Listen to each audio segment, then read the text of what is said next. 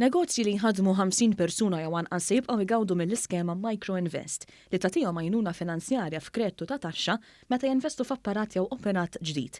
Fl-istess ħin negozju li diġà kiseb ċertifikat tal-Microinvest jista' jibqa' jgawdi minnu sal-2026 minflok sal-2023. Dan ikkonfermatu l-Ministru għall-Intrapriża Mirjam Dalli waqt konferenza tal-aħbarijiet fejn qalet ukoll il-maġġoranza tal-benefiċjarji s'issa kienu negozji fil-qasam tal-bejħ.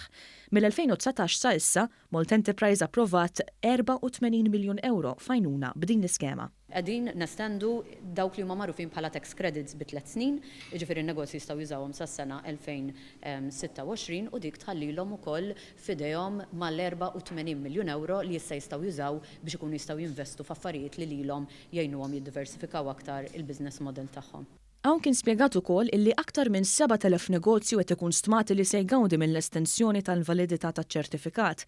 Bil-kap eżekuttiv ta' Malt Enterprise Gert Farrugia jispjega li s-sejħa li tnediet il-ħamis se tiftaħ għal inizjattivi oħra wkoll.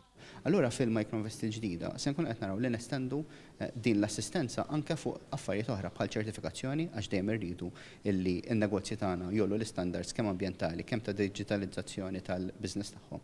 U anke nestendu għal oqsma oħra u setturi oħra bħal djar tal-anzjani pereżempju, bħal sptarijiet privati, bħal skejjel privati. Ma' One News Farrugia spjega wkoll direzzjoni oħra illi adottat l-entità fejn tidħol il-Microinvest. Illi nassistu daqsxejn iktar ukoll lil dawk il-negozji li jmorru lejn iktar investimenti sostenibbli allura fil-bdil tal-makkinarju jużaw inqas enerġija u biex idaħlu anke sistemi bħal karozzi li jużaw fid-distribuzzjoni tal-materjal tagħhom u tax-xogħol tagħhom li jmorru iktar lejn plug-in hybrid u electric vehicles. L-applikazzjonijiet biex negozju jġeddet il-validità taċ-ċertifikat ta' kredtu illi diġà kiseb se jibqgħu miftuħa sa Novembru illi ġej u negozji jew persuni li għandhom bżonn għajnuna jew informazzjoni fuq l-iskema l-ġdida jistgħu jċemplu fuq in-numru 144.